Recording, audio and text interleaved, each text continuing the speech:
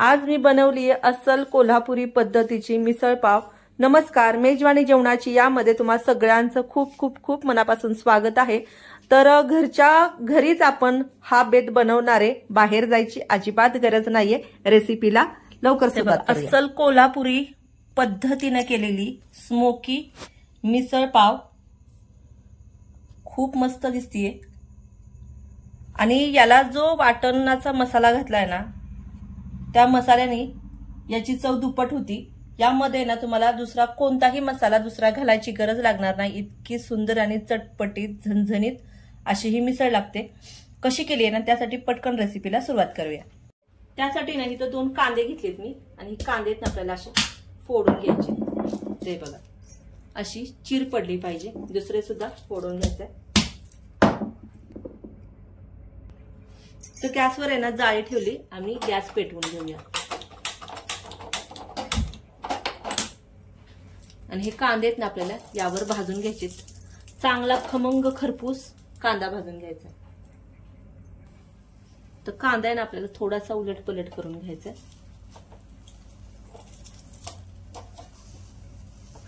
आता इथंच ना मी लसूण ठेवणार आहे आणि हा वल्ला लसूण आहे। तर 2 लसणाच्या काड्या घेतलेल्या आहेत। तर एका साईडला कांदा सुद्धा भाजून निघेल आणि लसूण सुद्धा चांगला भाजून निघेल। लसूण थोडासा ना असा उलट पलट करून घ्यायचा। टोमॅटो ठेवते, 1 टोमॅटो घेतलाय।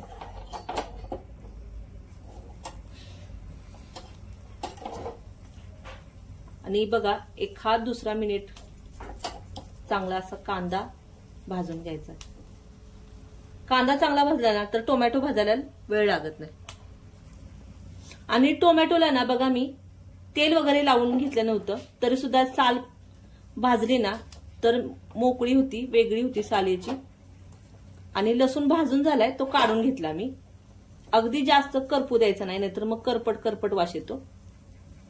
असा हलका हलका भाजून घेतला ना तर वास चांगला येतो भाजीला। आता हा कांदा सुद्धा भाजून झालाय, आपण काढून घेऊया।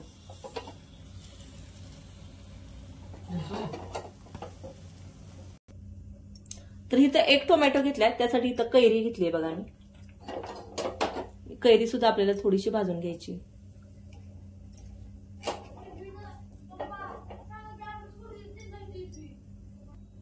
तर बघा टोमॅटो सुद्धा चांगला भाजलाय आणि कैरी सुद्धा भाजते। आता हा टोमॅटो आहे ना आपण काढून घेऊया।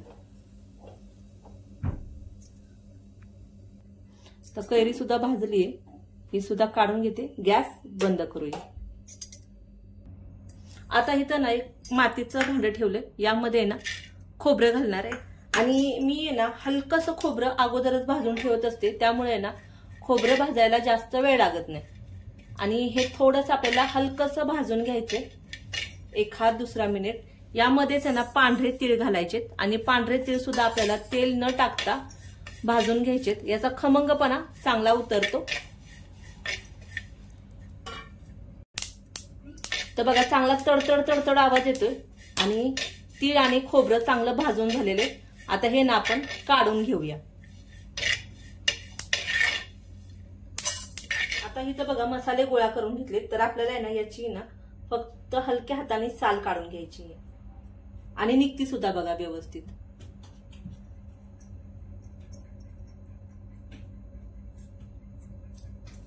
तुम्ही याला चिरा पाडून सुद्धा भाजून घेऊ शकता। आणि माझी जी आई होती ना, ज्यावेळेस गावात असताना करायची गावी, तर ती आहे ना आरावर भाजून घ्यायची। आणि याचा मी पहिला सुद्धा बघा व्हिडिओ टाकलेला आहे, पण जे नवीन जोडलेले आहेत ना त्यांच्यासाठी परत एकदा टाकतीये, खास त्यांच्यासाठी। आणि फक्त याचा आहे ना आपल्याला देठ काढून घ्यायचंय। आणि हे थोडंसं काळं असेल तर काढायचं, आणि काळं शक्यतो नाहीच काढायचं। आणि बघा आपल्याला आहे ना हा लसूण आहे ना अगदी 1-2 याची साल काढायची, सगळी साल नाही काढायची। आणि या सालीचं सुद्धा खूप महत्व आहे। तर हे बघा मी अशी थोडंसं काळपट ठेवते।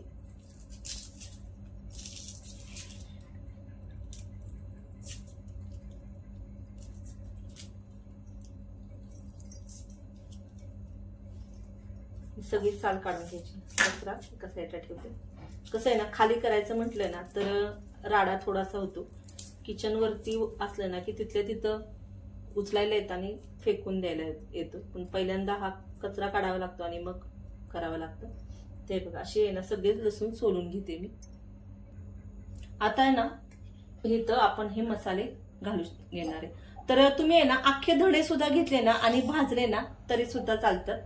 आता इथं ना हा टोमॅटो आहे, तर या टोमॅटोचे आपल्याला तुकडे करून घ्यायचे, कारण व्यवस्थित वाटला जाणार नाही तर मग ओबडधोबडच वाटून घ्यायचंय. हा घालून घेऊया. इथं आलं घेतलंय आणि आलं बघा मी भाजून नाही घेतलेलं. शक्यतो आहे ना धणे बघा भाजून घालतात, पण माझ्याकडे कोथिंबीर होती म्हणून मी धणे नाहीत घेतलेले. इथं जी कैरी घेतली होती ना ती घालायची आणि कांदा जरा बारीक करून घालायचा. यामध्ये भाजलेला लसूण घालायचंय आणि खूप छान मस्त अशी ही रेसिपी लागती, मिसळ लागती. आता इथं जे आपण खोबरं आणि तीळ भाजले होते ते घालून घ्यायचे. आता यामध्ये ना कमीत कमी पाण्याचा वापर करायचा, जास्त पाणी नाही घालायचं. जास्त जर पाणी घातलं ना तर मसाला पूर्ण तडतड तडतड उडतो. आणि हे वाटून घेऊया. तर मसाला बघा कमीत कमी पाण्याचा वापर करून चांगला वाटून घेतलाय. आता हा मसाला साईडला ठेवूया आणि आपल्याला आहे ना कांदा चिरून घ्यायचा आहे फोडणीसाठी. तर कांदे तसे पण महाग आहेत, कमीच घालायचंय कांदा.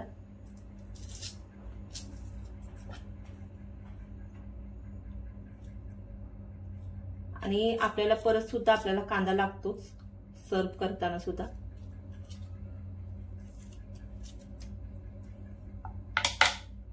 आणि मी कांदा चिरते, तुम्ही मला ना तोपर्यंत सांगा हा व्हिडिओ ना तुम्ही कुठून बघताय, व्हिडिओ तुम्हाला कसा वाटतो. चॅनलला जर अजूनपर्यंत लाईक केलं नसेल ना तर आहे ना लाईक करा, सबस्क्राईब करा आणि कमेंट करून नक्की कळवा की तुम्हाला रेसिपी कशा वाटतात. तर बघा बोलता बोलता कांदा चांगला चिरून घेतलाय. आता बघा मी इथं काही खडे मसाले घेतलेत. तमालपत्र घेतले, मोठी वेलची घेतलीये आणि एक दालचिनीचा तुकडा घेतलाय. आता हे साईडला ठेवूया. आणि इथं बघा हे घेतली मटकी आणि हे मटकीला बघू शकताय मोड किती सुंदर आलेत ते. आणि घरीच मोड आणलेले आहेत. फक्त एक रात्र भिजवून घेतली आणि कपड्यामध्ये आहे ना चांगल्याशी घट्टसर बांधून घेतली. आणि बांधायच्या अगोदर आहे ना मटकी चांगली धुवून घ्यायची, कारण उन्हाळ्याचे दिवस आहे ना आणि थोडंसं आभाळ जर आलं ना तर मटकीला वास लागतो, थोडासा चिकटपणा येतो. त्यासाठी आहे ना मटकी पूर्ण धुवून घ्यायची बांधायच्या अगोदर आणि मग बांधायची. आता यामध्ये ना पाणी घालूया आणि मटकी आहे ना चांगली 2 पाण्याने स्वच्छ धुवून घ्यायची. मटकीतलं पाणी उपसून काढते आणि दुसरं पाणी यामध्ये घालून घेते. तर पाणी उपसून घेतले. आता यामध्ये ना परत पाणी घालून घेऊया. ते बघा आणि ना थोडीशी तुम्हाला झूम करून दाखवते. ते बघा अगदी पांढरी शुभ्र अशी मटकी आणि याला मोड अगदी सुंदर आलेले आहेत. आता हे साईडला ठेवूया. आता इथं नाही की मातीचंच भांडं ठेवलंय मी आणि यामध्ये ना वास खरंच खूप छान येतो मिसळीचा. त्यामुळे ना मिसळ यामध्येच करणार आहे मी. आता यामध्ये ना आपल्याला 2 चमचे तेल घालून घ्यायचे. आता यामध्ये ना सुरुवातीला आपल्याला घालायचंय जिरं आणि जिरं ना चांगलं फुलू द्यायचंय तेलामध्ये. तर बघा हळूहळू आहे ना असं जिरं फुललं पाहिजे. एकदम तेलामध्ये घातलं आणि जिरं फुललं ना तर त्याचा वास कमी येतो, शिवाय ना थोडंसं करपल्यासारखा वास येतो. पण अगदी असं हळूहळू फुललं ना तर वास आहे ना मिसळीला खूप छान लागतो. तर जिरं चांगलं फुललं. यामध्ये आहे ना मोठी वेलची घालूया, दालचिनीचा तुकडा, तमालपत्र आणि बारीक चिरलेला कांदा. आता कांदा आपण 2 वापरले म्हणून कांदा फोडणीला थोडाच घातलाय मी. तर मसाला आहे ना चांगला असा भाजून घ्यायचा. कांदा आहे ना थोडासा हलकासा गुलाबी करून घ्यायचा, अगदीच काळा करायचा नाहीये. तर कांदा बघा हलकासा गुलाबी झालाय. आता यामध्ये ना वाटण केलेलं घालून घ्यायचंय.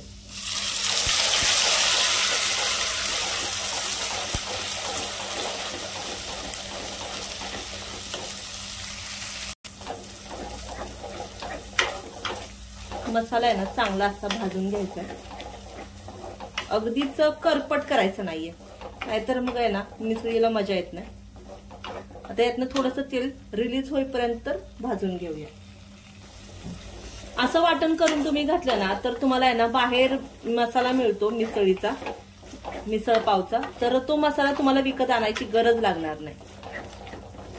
आणि अस्सल कोल्हापुरी आहे ना मिसळ पाव आपण घरच्या घरी अगदी कमी साहित्यात कमी वेळेत बनवू शकतो.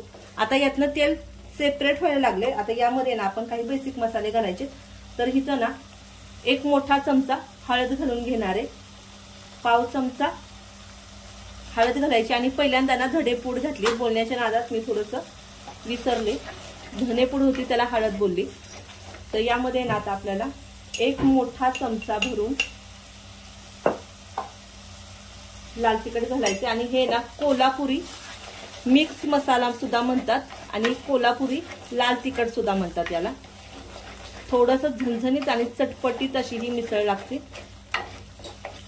आता मसाला चांगला भाजून घेतलाय. यामध्ये ना आपल्याला मटकी घालून घ्यायची आहे. तर बघा मटकी ना अशीच कुकरला शिजवून सुद्धा घेतात, पण मी काय करणार आहे, मटकी ना यामध्ये शिजवून घेणार आहे मी. मसाल्यांमध्ये ना अशी शिजवून घेतली ना चव खरंच खूप छान लागते. आणि जास्त वेगळी वेगळी भांडी काढायची गरज नाही, एकाच भांड्यामध्ये होऊन सुद्धा जातं. आता ही 1-2 मिनिट चांगली परतून घ्यायची आहे. तर बघा चांगली परतून घेतली 2-3 मिनिटं. आता यामध्ये ना आपल्याला मिक्सरचं भांडं धुवून पाणी घालून घ्यायचंय. आणि जसं याला आहे ना तवंग येतो ना तसं याचा कलर सुद्धा वाढत जातो. तर मला यामध्ये पाणी कमी वाटतंय म्हणून अजून थोडंसं पाणी घालून घेते. तर मिसळ जितकी पातळ असेल ना तितकी खायला छान लागते. तर बघा आता याला उकळी काढून घेऊया, पण उकळीच्या अगोदर आपल्याला यामध्ये मीठ घालायचंय. मीठ घालूया चवीनुसार. आता यावर झाकण ठेवूया आणि गॅसची फ्लेम आहे ना लो करायची आणि लो हीटवर 15 मिनिटं चांगली खळखळून शिजवून घेऊया. ते 10 मिनिटं झालेत, आपण चेक करूयात. तर बघा बाजूने तुम्हाला दिसत असेल तवंग किती सुंदर आलेला आहे तो. आणि वास म्हणाल ना खरंच खूप सुंदर सुटलाय. आणि जशी आपल्याला बाहेर मिळते ना सेम तशीच लागते. आता ही सर्व करण्याची सुद्धा ना खूप छान पद्धत आहे, तर ती पद्धत तुम्हाला दाखवते. तर इथं बघा अशी आहे ना जाड शेव घेतलीये आणि जाड शेवच मुख्य म्हणजे वापरतात. बारीक शेव जर घेतली ना तर ती लगेच विरघळते गरम रशामध्ये, म्हणून अशी ही जाड शेव घेतली आणि ती आहे ना आपल्याला अशी काढून घ्यायची.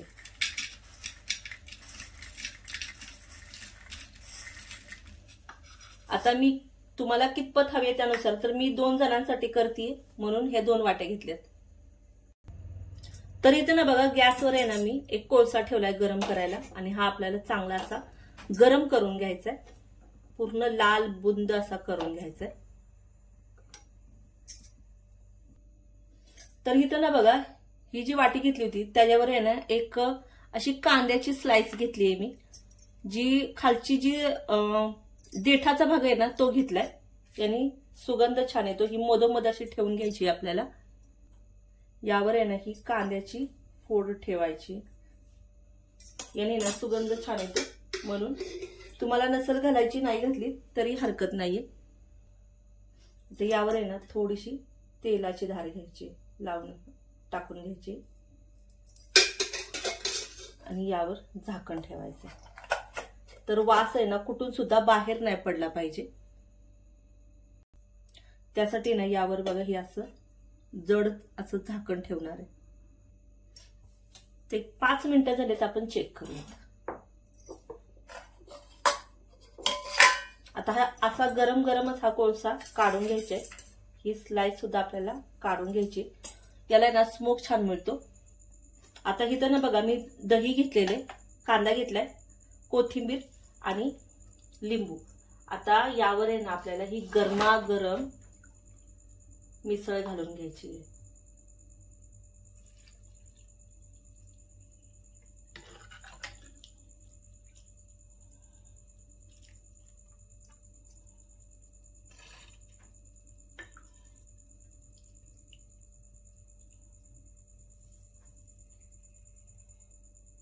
यावर आहे ना बारीक चिरलेला कांदा घालूया.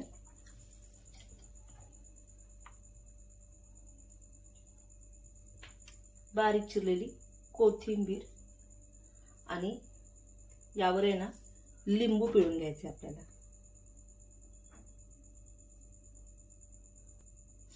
ते बघा अस्सल कोल्हापुरी पद्धतीची आपली मिसळ पाव रेडी आहे. तर एकदा या पद्धतीने नक्की करा आणि आवडलं तर कमेंट बॉक्स मध्ये नक्की कळवा. चॅनलला लाईक केलं नसेल तर लाईक करा, सबस्क्राईब करा आणि बाजूला जे बेल आयकॉन असतं ना ते नक्की दाबा. तर आहे ना